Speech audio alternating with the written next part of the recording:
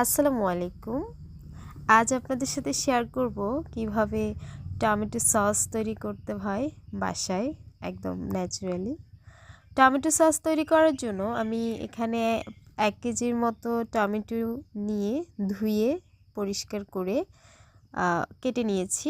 একটা টমেটোকে 4 ভাগ করে নিয়েছি। আপনারা চাইলে আরও বেশি টুকরো করতে পারেন, কমও করতে পারেন।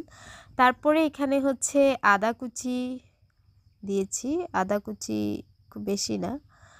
তারপরে মাঝারি সাইজের দুটো পেঁয়াজ কুচি, 3-4টা রসুন কুচি, আর হচ্ছে 3-4টা শুকনো মরিচ দিয়েছি ভাজা ছাড়া।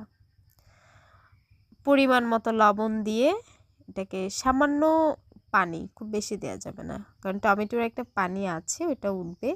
সামান্য পানি অ্যাড করে এটাকে হচ্ছে হালকা আঁচে জাল করে নিব, সেদ্ধ করে নিব। আমি এগুলোকে এখন সেদ্ধ করে নিব মাটির চুলায়, গ্যাসেও করতে পারেন, সমস্যা নেই, যার যেটাই আছে। হালকা পানি দিয়ে সেটাকে সেদ্ধ করে নিচ্ছি, সাথে কিছু লবঙ্গ আর দারচিনিও অ্যাড করে দিচ্ছি। এটাকে অবশ্যই মৃদু আছে জাল করতে হবে।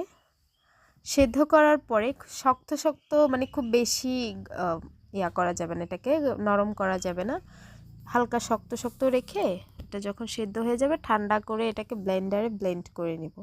কারো যদি ব্লেন্ডার না থাকে সেক্ষেত্রে আমরা যেই ছাঁকনিগুলো ইউজ করি ওই ছাঁকনিতেও এটাকে ছেঁকে নিতে পারবেন। এবং এটার যে ইনগ্রিডিয়েন্টসগুলো আমরা দিয়েছিলাম, লবঙ্গ, দারচিনি, রসুন, আদা, এগুলো কিছুই ফেলা যাবে না, সব কিছু সহকারেই হচ্ছে ব্লেন্ডারে ব্লেন্ড করে নিব। এবং ব্লেন্ড করার পরে এরকম একটা স্মুদি হয়, স্মুদিটাকে পরে একটা স্ট্রেইনারে ছেঁকে নিতে হবে। স্ট্রেইনারে আপনারা যদি ব্লেন্ড না করেন সেক্ষেত্রে সরাসরি ছাঁকনি দিয়ে ছেঁকে নিলেও হবে, আর ডাবল কাজ করতে হবে না। তবে সেক্ষেত্রে একটু কষ্টটা বেশি হয় আর কি, সময় লাগে। আমি এটাকে স্ট্রেইনারে ছেঁকে নেওয়ার পরে এটাকে আবার জাল করব। ভিডিওটা অবশ্য ভালো লাগলে কষ্ট করে লাইক কমেন্ট করবেন। আমি ফার্স্ট টাইম ট্রাই করছি বাসায়, যে ছেঁকে নেওয়ার পরে এ ধরনের আঁশ থেকে যায়, এমন একটা সুন্দর একটা স্মুদি আসে, দেখতে খুব ভালো লাগে। এখন এটাতে আমি আরও কিছু ইনগ্রিডিয়েন্টস অ্যাড করব, যেমন হচ্ছে যে তেঁতুলের কাত তৈরি করে তেঁতুলের কাত এখানে অ্যাড করব।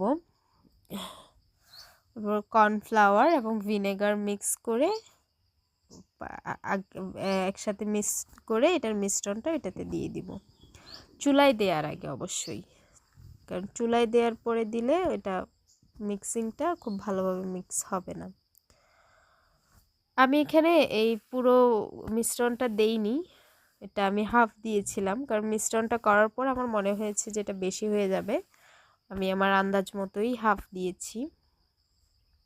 আসলে এখানে ইনগ্রিডিয়েন্টস সবগুলো আমি আমার আন্দাজের উপরে করেছি, কোনোটাই আমি মেজারমেন্ট করে দেইনি। এরপর এগুলোকে একটা কড়াই নিয়ে কড়াইতে দিয়ে দিলাম, হালকা মৃদু আছে এটাকে জাল করব। এবং এটাকে অবশ্যই অনবরত নাড়তে হবে, খুব জাল দিয়ে এটাকে রেখে দেওয়া যাবে না। যে জাল দেওয়ার কিছুক্ষণ পরে এমন একটা কালার আসছে, আবার কিছুক্ষণ পর এটার কালারটা আরও গাঢ় হয়ে যাবে, যত জাল দিবেন এটার কালারটা তত বেশি গাঢ় হবে।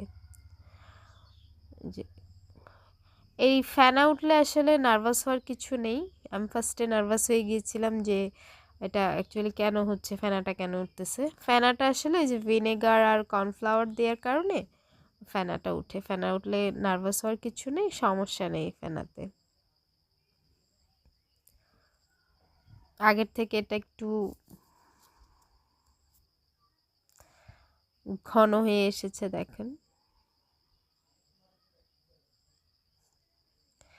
এভাবে অনবরত নাড়তে থাকতে হবে। যখন এটার ঘনত্বটা আর একটু ঘন হয়ে আসবে এবং একটু গরম হয়ে আসবে, তখন এটাতে হচ্ছে চিনি অ্যাড করতে হবে। আমি এখন যে আন্দাজেই, মানে কোনো মেজারমেন্ট নেই, আমি আন্দাজের উপরেই হচ্ছে চিনি দিয়ে দিচ্ছি। এটা আসলে দেখে মনে হচ্ছে খুব বেশি চিনি দিছি, আসলে না, খুব বেশি চিনি হয়নি, আবার বেশি হলেও হয়ে গেছে, কারণ আমার বাসায় সবাই চিনি পছন্দ করে, মানে আমরা যেরকম চিনি খাই সেই হিসেবে ওকে, ঠিক আছে। যারা চিনি কম খান সেক্ষেত্রে চিনি কম দিতে পারেন।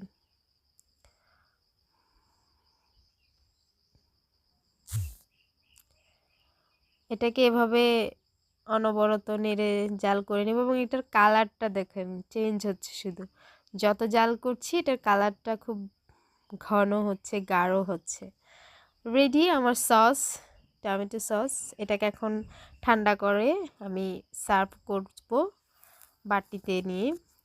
আপনারা এটার ঘনত্বটা আর একটু চেক করতে হলে একটা ফ্রিজে নিয়ে চেক করে দেখতে পারেন যে এটার ঘনত্বটা কেমন হয়েছে। কি সুন্দর কালার আসছে দেখেন, এটা ন্যাচারাল, কোনো ধরনের কেমিক্যাল নেই। এবং আমার টেস্ট করে যেটা মনে হলো যে বাজারের টমেটোর থেকে এটা আসলে, টমেটো সসের থেকে এটা অ্যাকচুয়ালি অনেক টেস্টি, এবং টমেটোগুলো যদি আরেকটু লাল লাল হতো এটার কালারটা আরও সুন্দর আসতো।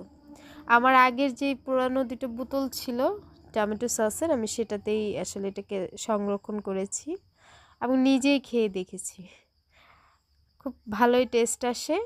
আপনারা বাসায় ট্রাই করে দেখতে পারেন।